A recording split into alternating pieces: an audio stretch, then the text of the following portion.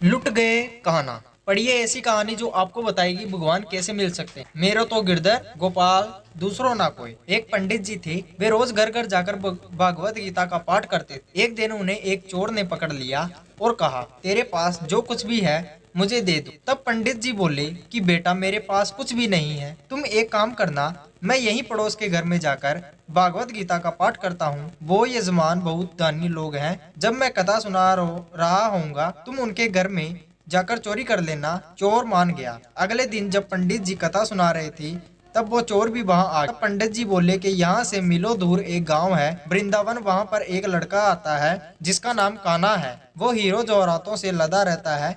अगर कोई लूटना चाहता है वो रोज रात को उस पीपल के पेड़ के नीचे आता है जिसके आसपास बहुत सी झाड़ियां हैं। चोर ने यह सुना और खुशी खुशी वहां से चला गया।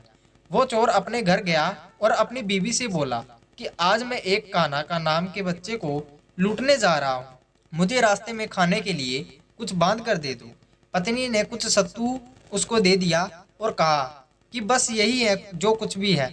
चोर वहां से ये संकल्प लेकर चला गया कि अब तो मैं उस कान्हा को लूट के ही आऊंगा। वो पैदल टूटे चप्पल में ही वहां से चल पड़ा।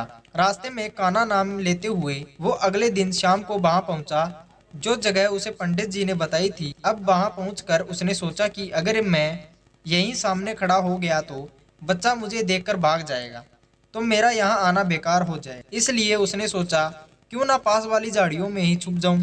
वो जैसे ही झाड़ियों में घुसा, झाड़ियों के कांटे उसे चुभने लगे। उस समय उसके मुंह से एक ही आवाज आई, कान्हा कान्हा। उसका शरीर लहूलुहान हो गया पर मुंह से सिर्फ यही निकला, कान्हा आ जाओ, कान्हा आ जाओ। अपने भक्त की ऐसी दशा देख के कान्हा जी चल पड़े।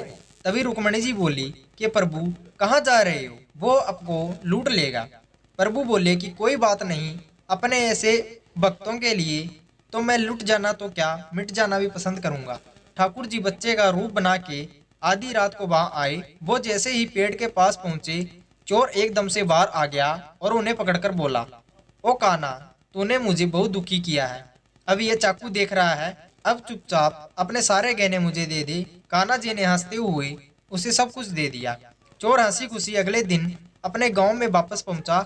सबसे पहले उसी जगह गया जहां पंडित जी कथा सुना रहे थे। जितने भी गहने वो चोरी करके लाया था उसका आधा उसने पंडित जी के चरणों में रख दिया। जब पंडित जी ने पूछा कि ये क्या है, तब उसने कहा, आपने ही मुझे उस कान्हा का पता दिया था, मैं उसको लूट के आया हूँ और ये आपका हिस्सा है। पंडित जी ने सुना तो यकीन नहीं हुआ।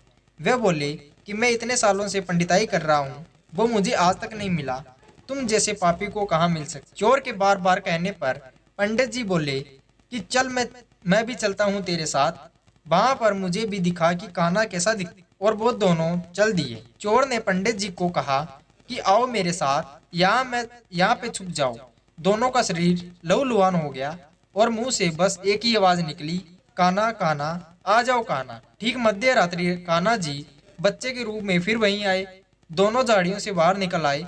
पंडित जी की आंखों में आंसू थे, वे फूट फूट कर रोने लग गए। चोर के चरणों में गिर गए और बोले कि हम जिसे आज तक देखने के लिए तरसते रहे, जो आज तक लोगों को लूटता आया है, तुमने उसे ही लूट लिया, तुमने उसे ही लूट लिया।